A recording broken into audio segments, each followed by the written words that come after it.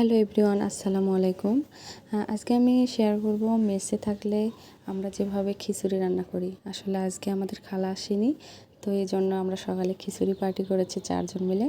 তো প্রথমে এখানে আমি চাল ডাল ধুয়ে নিয়েছিলাম, তারপর কিছু পেঁয়াজ কুচি করে দিয়েছি, তারপর মরিচ, কাঁচামরিচ, রসুন সব কিছু মশলা বেটে নিয়েছি। তারপর হলুদ গুঁড়া দিলাম, কিছু শুকনা মরিচের গুঁড়াও দিয়েছি এবং কিছু লবণ দিয়ে তারপর তেল দিয়ে নেব। তারপর নিয়ে হাতে মেখে দেব, যেহেতু চটজলদি একটা খাবার এটা, এই জন্য আজ সময় নেই, সকালে খাবার খাবো। যখন খাবো তখন দেখলাম যে খালা আসে নাই, তখন জানতে পারি যে খালা আসেনি। এজন্য আমরা এটাই করার সিদ্ধান্ত নিলাম যে চলো সবাই মিলে আজকে খিচুড়ি রান্না করে খাই। এটা আমাদের নিত্যদিনেরই রুটিন। ধরেন যে মাঝে মধ্যেই খালা আসে না, আবার কখনো নিজে থেকেই খাওয়ার ইচ্ছা হয় অনেক রাতে, তো আমরা খিচুড়িটাই রান্না করে নিই। তো এভাবে মেখে, হাত দিয়ে মেখে কিন্তু রান্না করলে বেশ মজা হয়। আপনারা কে কে এভাবে রান্না করেন অবশ্যই কিন্তু জানাবেন। তো এরপর সব মশলাপাতি দেওয়ার পর হাত দিয়ে এভাবে ভালো করে এগুলো মেখে নিতে হবে, যাতে সব মশলা একবারে চাল ডালের সঙ্গে মিশিয়ে যায়। তো এভাবে ভালোভাবে হাত দিয়ে মেখে তারপর পরিমাণ মতো পানি দিয়ে একবারে কড়াই ওঠাই দিয়েছিলাম। তারপর পরিমাণ মতো পানি দিয়ে নেবেন, যে যেরকম চাল ডাল দেবেন সেইভাবে পানি দিয়ে দিবেন। তারপরে তো পানি দেওয়ার পর আমরা চুলায় উঠিয়ে দিয়েছি একদম। আমরা যেহেতু স্টোভে রান্না করে একটু রান্না হতে সময়ও লাগে। কারা কারা স্টোভে রান্না করে খেয়েছেন একটু জানাবেন। স্টোভে কিন্তু কেরোসিন দিয়ে রান্না করতে হয়। আমাদের মেসে যেহেতু গ্যাস ইউজ করতে দেয় না, তো সেক্ষেত্রে আমরা স্টোভটা ইউজ করি।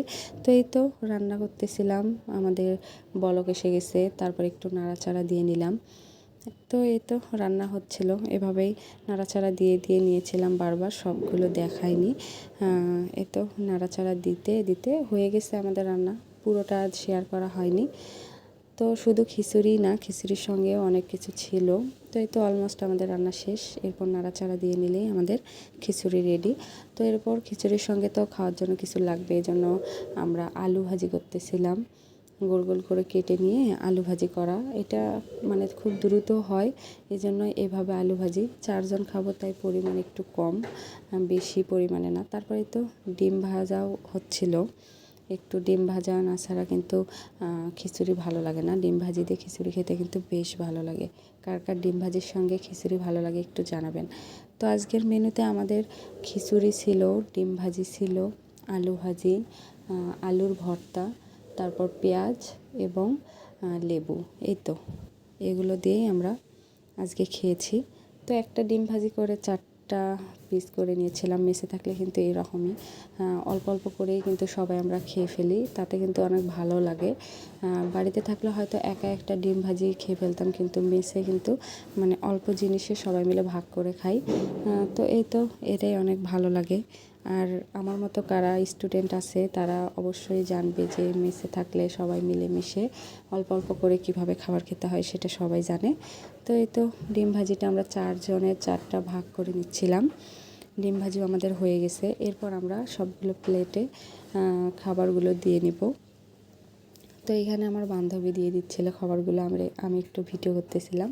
তো এখানে আমরা এই তো আলু ভাজি, ভর্তা, খিচুড়ি, তারপর পেঁয়াজ, তারপরে এই তো লেবু এবং ডিম ভাজি দিয়ে সবগুলো প্লেটে সাজিয়ে নিলাম।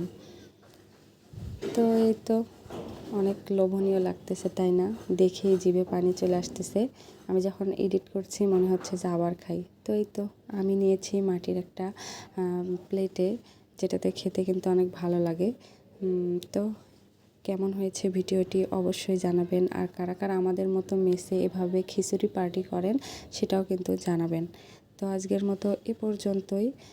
আশা করি আমার ভিডিওটি ভালো লেগেছে, অবশ্যই জানাবেন। আর আমার চ্যানেলে যারা নতুন তারা আমার ভিডিও দেখে থাকলে অবশ্যই লাইক, কমেন্ট, শেয়ার এবং সাবস্ক্রাইব করে দিবেন। আল্লাহ হাফেজ।